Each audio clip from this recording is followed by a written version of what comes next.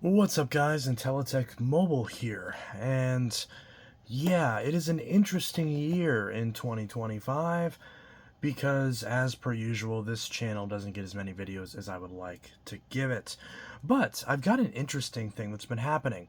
So, this Galaxy Note 10 I bought a couple years ago at this point. I bought this phone back in 2023, so it's coming up on having this phone for 2 years.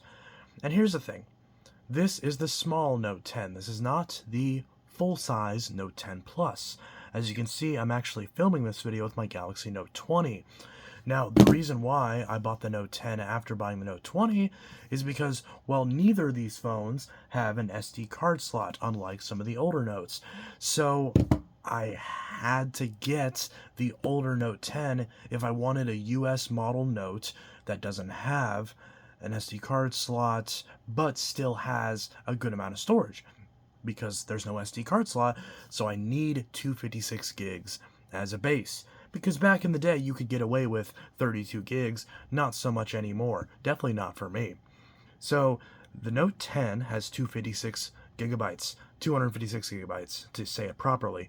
This Note 20 only has 128 gigs. Now, I bitched about that plenty of times in the review of the Note 20 and the Note 10 respectively, but it's the reason why I've been stuck on the Note 10 despite me owning a Note 20, because frankly, even the Note 20, only using it for YouTube videos and constantly deleting the old videos after they've been uploaded is still really annoying because this thing constantly runs out of space. So the question is, well, I keep trying to upgrade, so why don't I just upgrade?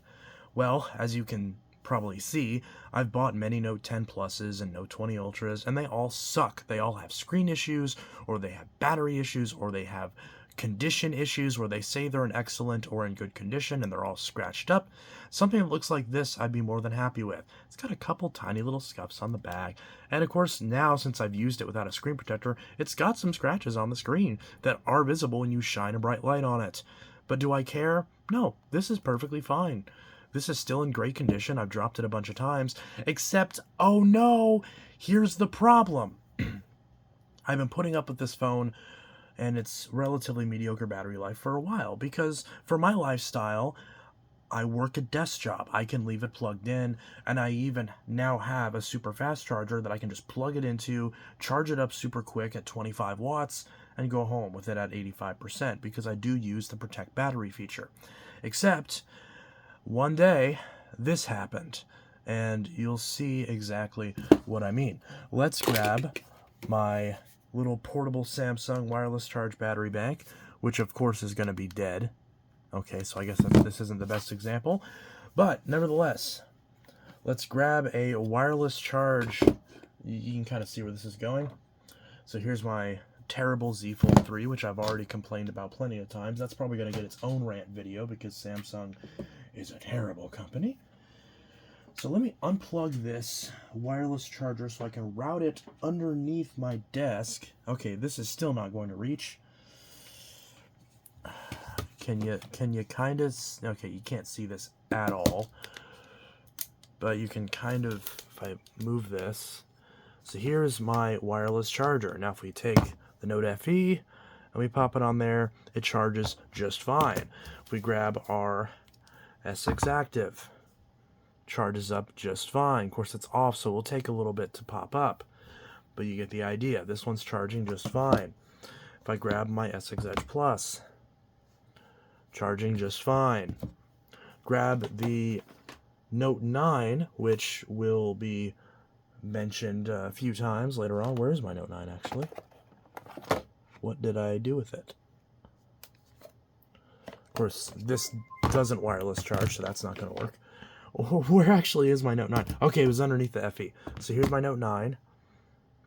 Again, charging up just fine. Now, what does this Note 10 not do? It doesn't charge wirelessly anymore. I don't know why. It just stopped wireless charging. It just acts as if it doesn't even support it. And now the Note 10, one of the flagship features of this is that you can flip it upside down, take your Galaxy Buds, and charge them on the phone. Obviously not off to the side like that, but you can charge them on your phone. That doesn't work. It doesn't do anything. If we take if we put this back, put the tripod back where it was, and if I unlock this, which to be fair, the in-screen fingerprint still works good, no issues there. So I mean, all that is just fine. So if I take this and I turn on the... Oh, also the S Pen Air Actions keeps disconnecting too, which is annoying, but that does kind of work. So if I do wireless power chair, okay, of course, okay, that's a bad example, but trust me, it doesn't work. Every time I try to do it, it just doesn't work. So I'm very frustrated because for whatever reason, this phone decided that the wireless charging is no longer going to work, something I've never had happen on any other Galaxy phone. Now, funnily enough, this is the second Note 10 that I bought. The first Note 10 had the exact same problem, but thankfully it had the problem right when I bought the damn thing, so I was able to return it, get my money back, and buy one elsewhere. So this is the second Note 10 that I've had where the wireless charging has gone out completely. So, before I waste money on another Note 10, I would like to hear from you guys and see if you've ever heard of this issue, because Reddit isn't of very much help, unfortunately. And this tells me, am I gonna buy a Note 10 Plus and hope that the Plus model doesn't have the problem? Am I going to upgrade to the Note 20 Ultra and see if I can finally get one with a decent screen?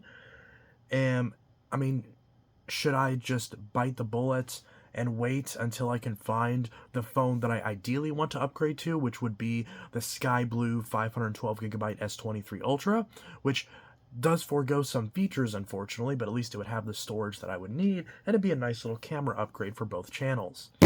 I don't know. And yes, I know people are going to complain because I'm throwing the phone. There's no reason why this, especially because usually I always have a case on, there's no reason why that should make the wireless charge not work. So, this thing has been annoying. So what did I do? Well, guess what I did? I went back to my Note 9. So let me wave above this. So as we can see, my Mint mobile SIM card is back in my Note 9 for the first time in a few years.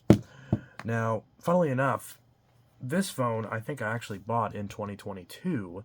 So I bought this phone, used it for about a year, bought this phone, this Note 20, sometime in 2023, and then probably 6 months later bought the Note 10, and this is the phone that's been my main daily driver this entire time. Now, granted, the Note 20 has always been the phone that you see the videos done with on both channels, but as far as what my SIM card has been in, what I've been running the channel off of and all that, it's been the Galaxy Note 10, the small version, the standard edition of the Note 10. So, right now, the long-winded rant of this sort of bizarre, unhinged ramble is that, yes, I downgraded to the Galaxy Note 9 in 2025, which OfferUp already stopped supporting this, and my banking app that I use stopped supporting Android 9, which means the Note FE and the Note 8 I can no longer daily drive if I want to have access to my banking app, which means the Note 9 is realistically next on the chopping blocks. This is not going to be a good long-term solution. Now, Linus Tech Tips can prove that the Note 9 is still very much a usable phone, but this is probably, 2025 is probably going to be the last year that we really see the Note 9 be super feasible as a daily driver.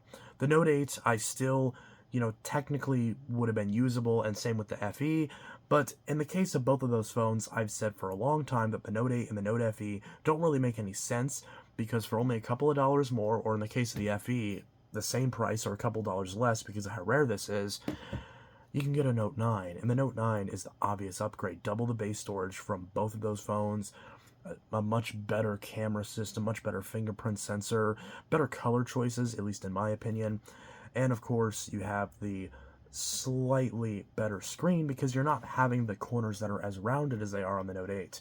The Note 9 is a gorgeous, beautiful phone, and I am currently now daily driving the Note 9 yet again, at least for the brief foreseeable future. So it'll be interesting to see how exactly this goes. Now, of course, there will be, now that I'm going to be actually daily driving this, there will be another full review on the Note 9, but spoiler alert, there's not really much to say. This is still a great phone. It still somehow works really good. Mine has really good battery life still. Frankly, there's not enough things that I can say positive about the Note 9. It's really a shame that Samsung has strayed away from this, because frankly, you know, with the way that Apple does the iPhone SE models, reusing the iPhone 8 body, at least up until a week ago, it's kind of frustrating that Samsung doesn't take this design and release a Note SE. Not FE, because that already exists, but a Note SE for something like this. Because frankly, that would be a great option. And imagine if you could buy one of these brand new with pretty much the exact same specs, but just maybe a bit more RAM, maybe a bit more storage. So maybe the specs of the Note 10, because the Note 10 has 8 gigs of RAM and 256 gigs of storage. This has 6 gigs of RAM and 128, although there is a 512 gig model with 8 gigs of RAM available. Imagine if they took that version, even 256 gig storage, they took that version and put a newer CPU in it, and even if they didn't change anything physically about the phone, there's nothing you really have to change about this. The screen is still gorgeous, and unlike the previous Note 8 and S8, it's way more resilient to burn-in than those older handsets, and it just still is a great device. I know I'm kind of, complimenting the Note 9 a lot, but I mean, really, switching back and forth between the Note 9 and the Note 10, I mean, it's only a 2 gigabyte RAM difference. Sorry if the words suck. You can tell it's late at night. My grammar is trash right now. The 2 gig of RAM difference, the 2 gigabytes of RAM difference between the two units. There we go. Yeah, whatever. I'm just rambling at this point. But I think you get the idea. The Note 9 is still a great phone. This cloud silver is still gorgeous. That one dent that's on the frame that was there since I bought it still bothers me. And at this point, there's a small hairline crack on the bottom of the screen.